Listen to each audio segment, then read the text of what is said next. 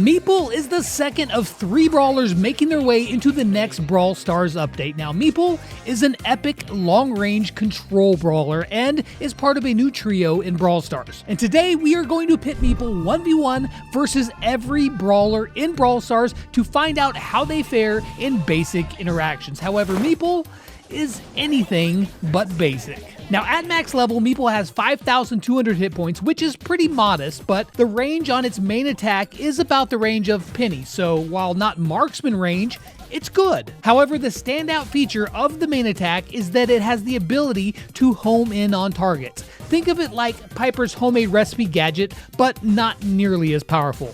It homes in some, and you'll still have to aim, but you will be hitting more shots than ever before. Now, on the downside, that shot's reload speed is very slow, so you're going to have to make each shot count. However, the real mind bender here is that for Meeple's super, called Critical Success, it puts down a large area where if you stand in it, you and your team can shoot through walls. This area will last for 10 seconds. Now, both of Meeple's star powers are tied to this super. The first one, called Do Not Pass Go, makes it so that if you're standing in the area, you'll deal 600 damage per shot. Now, that only applies to Meeple and not your teammates. This boosts the damage of each shot up to 3,200 damage per shot.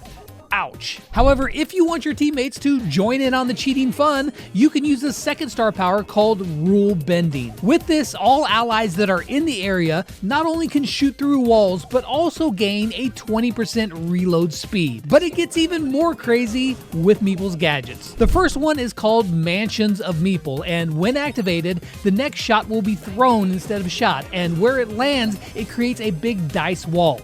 Using this in conjunction with Meeple's super will allow you to trap enemies and shoot them while they are stuck inside. Now, it also could be used defensively as well if you wanted to place a wall around you or your teammates just for protection, or you could even put it down around a hive safe. There's lots of possibilities here. Now, the second gadget is called Rage Quit. Now, it isn't as wild, but it's still good. When you use this gadget, it will stun enemies in a large circle around Meeple. The kicker here is that the lower your health is when you press the gadget, the longer the stun will last. Now that you know all about Meeple's base abilities, let's see how they fare against every other brawler in the game, starting with the support brawlers. Now, I just told you that Meeple has a really slow reload speed. But as you can see in these interactions, the unload speed of their shots are, well, really slow as well. That makes these matchups, even against the support brawlers, a pretty close affair. Max just barely gets the win, and even Byron's poisons end up doing a little damage, even if he still loses. Ruff shots unload way faster, and Gray once again is saved by his star power. Doug, however, dominates, and Kit's claws are sharp enough for the win. Now, in a game, I think that this is an interesting matchup. On paper, they're pretty similar in terms of health and damage, but bring in walls and modes, and I think Meeple might have the upper hand. Remember that these shots home in slightly, so you're going to be more accurate than ever, and as a control brawler, the advantages that you bring to the table of being able to shoot through walls and even having your teammates join in, it's going to be huge. The support brawlers are often called on to be gem carriers, but what happens if Meeple uses a gadget and locks you in a dice wall? That's a rhetorical question, because the answer is, you lose. But overall, this is actually a pretty close matchup. However, that's really not saying much, as these are support brawlers and among the weakest in the game. Speaking of losing games, let's just get this brutal part right out of the way right here and now and put Meeple versus all of the tanks. Now, on one side, we have dudes with shotguns, and on the other side, a Dungeons & Dragons Game Master. Did you really expect this to go any differently? Now, Meeple puts up a fight against Rosa, as those shots do in fact inflict a lot of damage, but the other tanks? Yeah, no, it's not close. Even the tanks where Meeple gets its shots off, it's still nowhere near enough to bring down these bruisers. Hank even lets Meeple get another shot in, just for fun, before finishing him off. Meg does get knocked out of her mech, but she still ends up winning. And Draco, well, zero issues there. Now, that looked to be brutal. However, in a game, it's not going to be near as easy for the tanks. First off, tanks really like to make you miss some shots to work their way in close. And remember, Meeple's shots home in. Tanks also like to use walls and cover to heal up and hold position, and Meeple can shoot through walls. And then, if a tank is coming at you full bore and you're in trouble, well, Meeple's gadget can knock you back and stun you, or just flat out trap you in a prison of dice while you sit there and you think about what you've done. Such a dad. Now, am I saying this is a great matchup for Meeple? No. In fact, many of these tanks can just simply run you down and get rid of you. Meeple will have a very hard time with aggressive brawlers, and if you end up face to face with a tank, you're done for. Now, another set of brawlers who love walls are throwers, so let's see how they do. Now, Meeple does a lot of damage per shot, so this should be an easy one, right? Yeah, so not so much. In fact, almost every one of these fights are very close, even though Meeple has superior damage, and that's because of that very slow unload speed. It takes Meeple quite a while to fire off each shot, which just opens the door for throwers to deal that big damage. Now, in a game, I'm kind of torn on this. On one hand, without Meeple's supers, the throwers can just sit comfortably behind walls and, well, do thrower things. But on the other hand, once Meeple does get that super, then it's game on, and they're going to force a thrower away from their spot, searching for a new wall to hide behind. So it's really more about the plays that happen between Meeple and the other brawlers that will dictate how well the thrower and Meeple fight goes. Build up your super on other brawlers, and then use that super to drive throwers away from their spots. However, if you struggle, then it might be tougher to get to them. Overall, just because Meeple can shoot through walls, I'll give them the advantage. But what about control brawlers? How does Meeple stack up against the other ones in their class? Let's find out. Now, with Meeple being a control brawler, it's always interesting to see how they fare against their own class.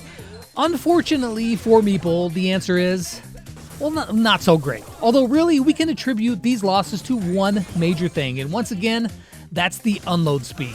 Some of these brawlers get their shots off really fast, but others don't. And while the high damage attempts to make up for it, the hard truth here is that if you find yourself in close range combat as Meeple, you're going to be in trouble. Rude Lou makes Meeple respect his authority. Love that skin. Speaking of respect, Meeple showed none for Willow, easily getting the win. Otis, however, gets the better of him, but Charlie's shots, although constant, aren't quite enough. Sandy gets a win with his quick shots, and Amber holds down a single button all the way to victory. Now, that was ugly, I know, but in an actual game, I don't think it's that bad. Meeple can outrange a lot of these brawlers, and other brawlers like Jessie or Penny who like to hide their turrets behind walls, they don't have that luxury against Meeple. So in a game, I think that you'll be doing all right against the other control brawlers, and if you play it right, you could come out on top without too many issues. But you are going to have to play it really right against the marksman. Now, Meeple has a pretty long-range shot for a controller, but against the marksman, it still falls short. That being said, Meeple's damage is higher than most of these brawlers.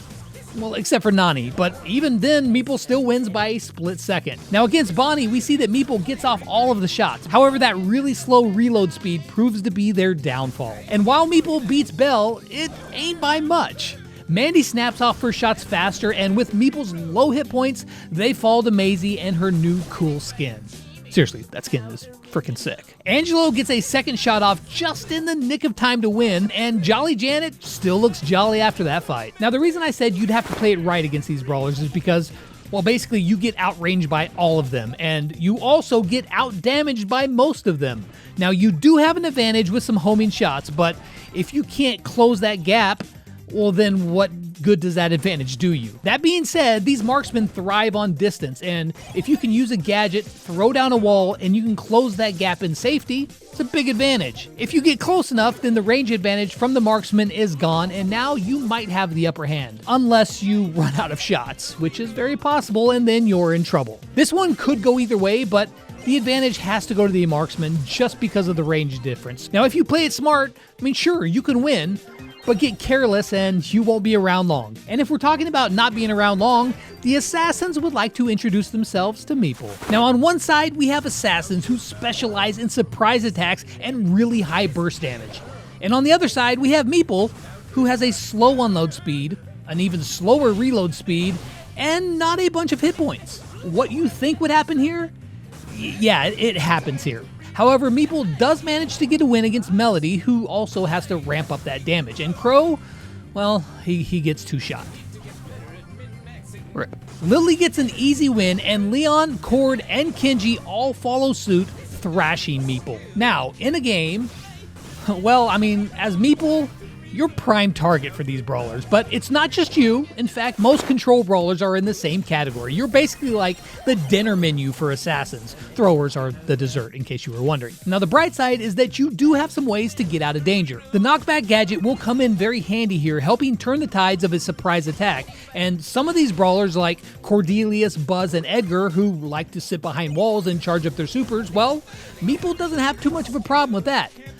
But if they catch you slipping, you're cooked, and there really isn't much you can do about it. That means that the only set of brawlers left are the damage dealers. Now, the damage dealers have a really wide variety of brawlers. Some of them have longer range, and others are shorter and mid-range attacks. The thing that they all have in common, though, is that they tend to do an enormous amount of damage, hence damage dealers. Now, while Meeple can hold ground from afar, if you run out of shots or you lose that position, it's going to be a long day, because if these brawlers get in range, then it is lights out. Point in case, Terra 2-shotting Meeple. Even Eve has enough to get the win, but Meeple does make it a pretty close battle with RT. Clancy and Mo both mop the floor with Meeple, and Saber Mode Buzz erases them in an instant.